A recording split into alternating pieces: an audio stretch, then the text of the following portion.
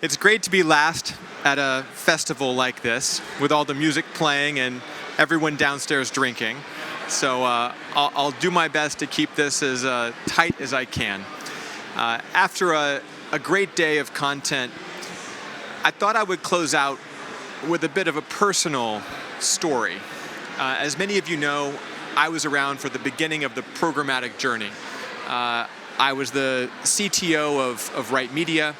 I kind of accidentally invented the ad exchange back in 2004, sold that company to Yahoo, and then in 2007, I started AppNexus out of my apartment, where we invented real-time bidding and header bidding, and eventually things like supply path optimization. All of this journey came from kind of an accident. I didn't intend to create this massive programmatic industry. I was just trying to solve problems. But I don't want to talk about all those things. What I want to tell you about is the worst day of my professional career. It was 2015. It was probably midnight, and I was sitting on my kitchen floor weeping because I had had to lay off 100 people at AppNexus that day. And so many of them came over and said, the second you're hiring again, I want to come back. I want to work for you again. And I was thinking about how I had let my team down and thinking about what I had done wrong as a leader to be in this place where I had to do these layoffs. And the reality was that I had gotten caught up in what many of us are caught up in every day, trying to make money, trying to build a business, and forgetting the consequences of what we've, put forth among the world. The reason specifically that we had to lay off these people was because I had fired a third of our clients. About $100 million worth of revenue to our business. Very hard for a business to survive when you fire a bunch of clients. And I'd fired them because I didn't like the way they ran their businesses. I fired them because I felt like they were trying to find ways to game the system.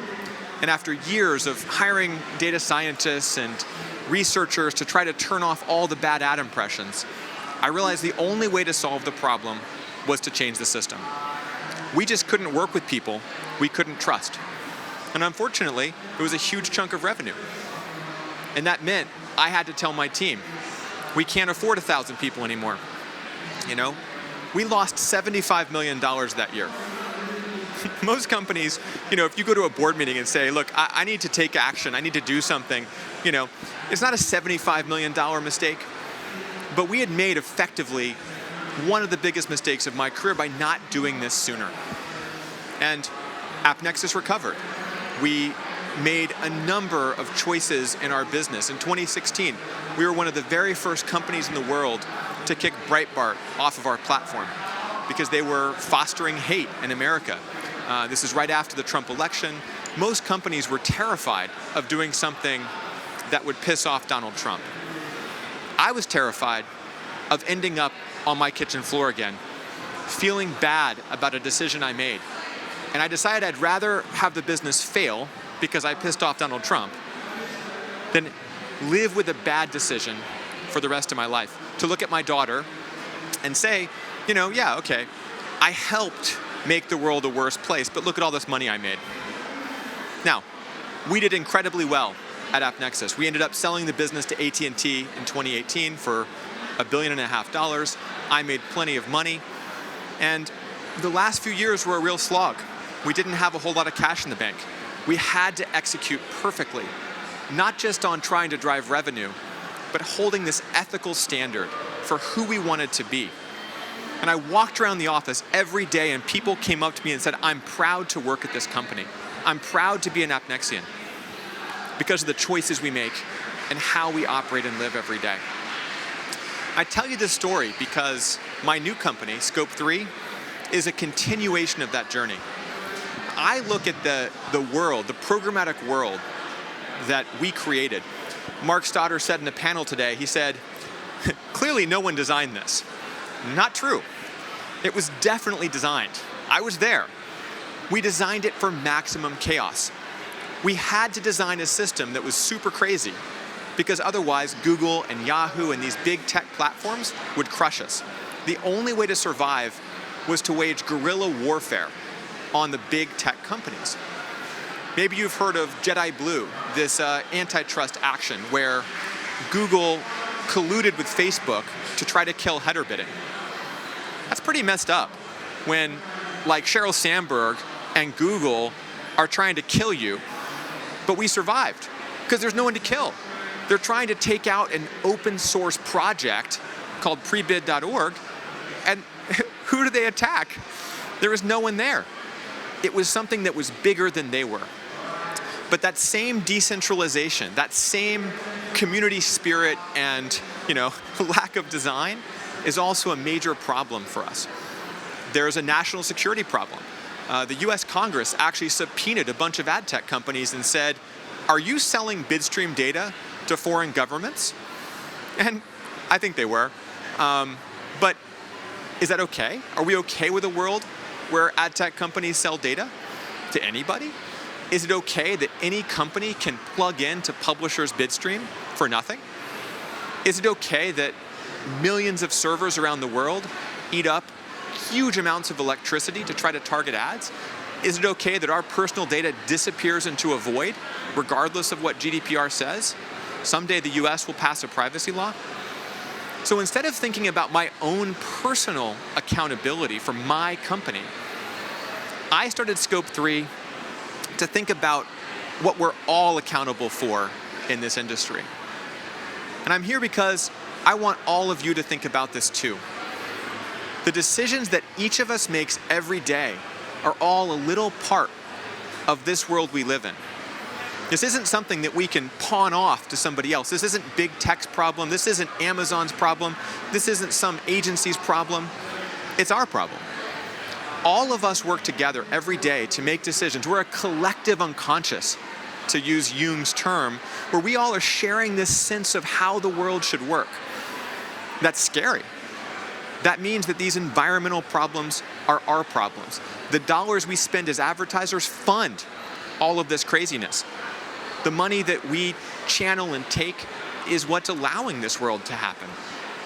But it's also powerful. It means that each of us has the power to make collective change. There's this idea of a monomyth. You might have heard of it as the hero's journey, where somebody stumbles into an adventure, resists it, and then sort of goes over this threshold, is that Odysseus off in the islands trying to get home. And at some point, that hero falls. There's a failure. Now, in the Greek myths, the hero does not end up on his kitchen floor crying. Usually it's much worse. He ends up in hell or Hades or something horrible and has to fight his way back. But I had my moment on the kitchen floor. And if you follow the path of the hero in these monomyths, what you find is that hero comes back. Well, all the stories we hear, the hero comes back. I'm sure there are plenty of Greek myths where he never made it back and there's no stories. But the cool thing about this is, once the hero returns home, it's his job or her job to give back, to bring the rest of society along. And that's why those myths have survived 2,000 years. That's why they're so powerful, because those stories of redemption are what we live by every day. We're in a Christian society, or maybe some of us are. Redemption is the story of Christianity. Redemption is the story of America. Redemption is the story of British Empire. Redemption is every great story that we live in. And redemption is why I'm here. We can fix this problem. The amount of waste in the programmatic industry is phenomenal. I was shocked at how bad it is. 1 gram of carbon for every single impression. That means 1 million impressions is a ton of carbon. That's crazy. That's like a flight from Boston to London. Can you imagine? How many impressions do you touch every day in your business? How many impressions are being served right now while we're on stage? I used to brag about how many impressions AppNexus served. I'd come to conference, 100 billion impressions a day. Well, I feel pretty embarrassed about that now. I had no idea what that meant. But now we know. So Scope 3 is about measuring that carbon and holding people accountable. We walk into brands. I was in Amsterdam yesterday with Heineken, and I said, love the beer, but could y'all spend a little less money on all these ads that don't work? Well, we don't know which ones those are. Okay, well, maybe you should figure that out. And maybe you should hold this ecosystem accountable for all the carbon they're producing, for the content you're funding. If we hold each other accountable, we can create great change in this world. Now, I don't know what all of you do every day. I don't know what your jobs are. I don't know who you work for. I don't know who your friends are.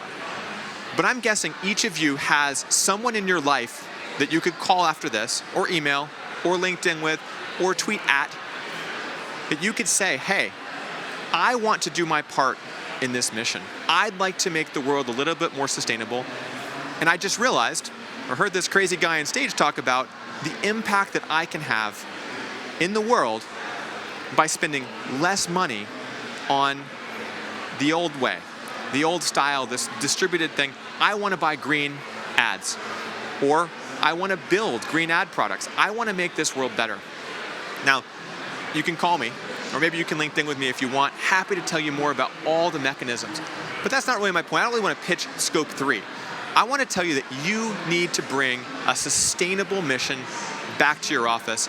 You can tell your colleagues, this conference, it was great. We just talked about sustainability all day. I've been enlightened. Don't tell them the rest of what you did today. That's my mission. And that's what I'm here on this monomyth, this hero's journey, is to be the guy who broke the internet, who caused all these problems, and came back to try to fix them. Now, I'm happy to talk more about this all day, but it's late. I suspect there's some questions. So I'm going to pause there and turn it over. Does anybody in the audience have any questions for Brian? We're all very wowed by the challenge that we've got ahead of us. Thank you. We've got... Hi, can you hear me all right? I was just wondering, do you think when it comes to media plans and building out media plans that carbon should be a feature on media plans moving forward? I think that's critical. So many of the agencies have built carbon calculators that can tell you by channel how much carbon you'll get. The problem is that channel isn't granular enough. One of the problems with channel-based planning is, let's imagine that you advertise with the Telegraph and the Guardian, and let's just take print. The Guardian decides it's going to buy EVs for all of its delivery vans, but the channel number won't change. And so we actually want to make sure that all of those plans are at the publisher level, or at least that we can understand we should spend more with greener publishers. So that won't work unless we have more detailed data. And that's something that the industry is working on. We're doing that for digital as best we can. So we measure publishers in mobile app, on the web. We're working on CTV and out of home, and we're going to extend from there. But that's the critical part, is to make sure you have enough granularity to reward people who do the right things, and that you're not, generalizing this to an average. Okay, thank you. Hi, is it just the impression that is the cause of the carbon? Is this as simple as saying your media needs to be more effective, fewer impressions, but more action? Or what are the other components that are going into these carbon calculations? Yeah, I can speak to programmatic. So if you think about how a page loads, there's this pre-bid header bidding thing, and that calls 20 SSPs, and they call 60 DSPs. And then maybe you have Amazon's, header bidding, and that does the exact same thing again. And then you call it to Google, and Google makes all those exact same calls again. So that's 20 times 60 times 3. I can't do the math in my head, but that's a lot of calls being made out through the ecosystem. And so one question is, why do you need that many? What do they do? And think about every one of those is causing servers to spin up. It's causing data to be sent across the internet. It's causing your data to be spammed out around the world. So that's a really big expense from a carbon perspective. So as a brand or as a buyer, buying fewer impressions is good. But even better is to hold publishers accountable for how much carbon they're causing. So we call that a green media product, where we can say publisher A is a gram of carbon per impression. Publisher B is only 0.2 grams of carbon. Let's turn that into a number. Let's bid more on the low carbon publisher and let's bid less on the high carbon publisher. Let's factor this into our bidding, or even better, make publishers pay for their own carbon. So we actually can send a publisher a carbon bill at the end of the month. And so this is something that works if brands care about carbon. We can make the economic shift from the more requests you send, the more money you make, to the more requests you send, the higher your carbon bill. And that changes publisher economics to want to have fewer partners, to turn off Google Open Bidding, to maybe not work with every single SSP, to work directly with DSPs that have things like Trade Desk OpenPath that are cutting out some of the intermediaries. All of those things reduce the amount of carbon, and economics drive that cycle. Thank you. So what's the first big step that big agencies can make to lean forward into the sustainability piece? The first thing is to measure carbon accurately. So that's really, really important. We've been partnering with a bunch of different people. So Double Verify announced a partnership with us. We work with Goodloop here in the UK. We're working with a bunch of DSPs now, SSPs, publishers. Everyone needs to know what that measurement is. And then secondly, agencies need to shift spend into green media. Just say, I'm not paying for carbon anymore. If every agency shifted 10% of its budget into green media, there would be a huge incentive for publishers to dramatically reduce the impact of programmatic on emissions. And then just a quick follow-up on that. Is there anybody that's out there standardizing the measurement piece? That's what we do. Right, yeah, really? Cool. Yeah, exactly. I guess, like you touched on this already, but do you not think that brands are to be kept more accountable as opposed to publishers? The reason why I'm asking this is because publishers need to sell ads in order to maintain a free information kind of model, right? So either we make content available with a paywall pretty much everywhere and make publisher pay more to sort of offset the advertising they serve, or we found the budget to offset the advertising somewhere else, if that makes sense. So how do you think like the responsibility is shared, and if there's any player that should kind of step up more? Well, why do publishers have 3 auctions with 20 SSPs happening?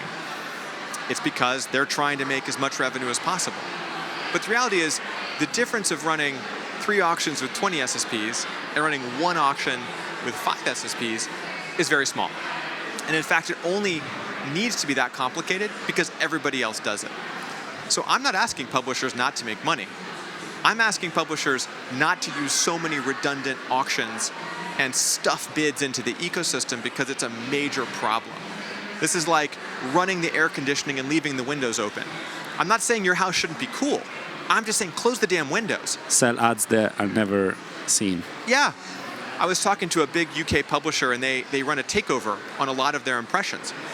But they still run all the programmatic ads. They can't win. These are like, at Nexus we called this hopeless romantics, impressions that would never find a match. And we actually had a program just to turn them off. We just block all the sad, hopeless impressions. It was like a huge number that literally couldn't ever win. So that's an example. That doesn't impact publisher revenue. In fact, it makes pages faster and it improves the experience. It changes the economics for all the SSPs and all the DSPs. This is all sort of waste. Programmatic has so much waste. The other thing for publishers is brands spend a lot of money on crap. And I know I'm not supposed to say crap in public, but there's a lot of made for advertising inventory. There's a lot of people playing games with ads, and the more you spend on crap, the less money you're spending on what works. And so publishers are getting screwed sort of multiply. They're getting screwed because people are spending money outside the high quality inventory. Context has been devalued, quality inventory has been devalued. Ad tech makes a ton of money in the middle and doesn't necessarily add value.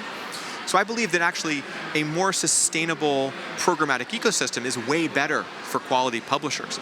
It will actually increase CPMs, it will increase revenue, it increases the value prop, it gives the sales team something exciting to sell, which is this is the lowest carbon way to advertise. And that's why brands are accountable. But that's actually good for publishers if brands hold themselves accountable. We want brands to say, I want the lowest carbon, best inventory. And that's what we're trying to help figure out. Hello, Carol from Kavai.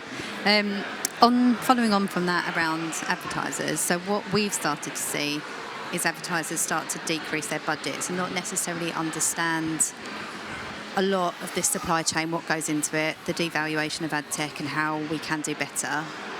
They're kind of still focusing on the old school vanity metrics, which we've sold them. So now we have to sort of re-educate them to believe this new story. So if you've got any advice on how we can do that?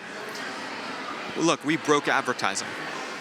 All those crazy metrics, post-view, CPA, they don't work.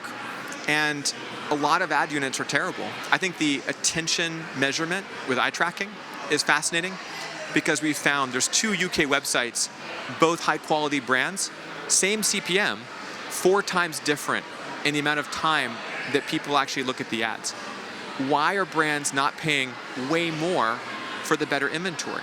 And back to the point that you made, what does that mean for publishers? Every incentive is to make crap because no one knows the difference. So I think the first step is get rid of crap. Help brands make better decisions with their dollars, which will be more efficient from a sustainability perspective. And then the story tells itself because I worry, I'll give you my best business idea. I'm not doing this business idea. If anyone wants to do it with me, we're going to make shit tons of money. I'm going to go to brands and I'm going to say, listen, I can save you money on advertising, okay? I want 1/3 of the money I save you. And we're just going to turn off programmatic. And I want to know if we see any difference in actual revenue for that business. I want to see if there's actually an impact to in-store sales, to cars being bought. I would be pretty surprised if it has a huge impact, if any impact. And the best thing about brands is that over the next year or two, their agency will convince them to start running this again. And so I can just walk back in. Probably the CMO will get fired. There'll be a brand new team. I'm going to make the same pitch. I'm going to make the same $30 million from each brand every 2 years. It's the anti-agency. I will literally turn it off. Maybe I'll just show QR codes on the ads from then on, and everyone will call me brilliant. Ads don't work in digital, and that's a huge problem. When we don't fix that, nothing else matters. Thank you. That was depressing. Sorry. It's a realism to end on. And Brian, I'd just like to say thank you very much for closing down the first day of DigiAds, the first ever DigiAds. Thank you so much for having me. You've all been part of history. I'd just like to say thank you very much.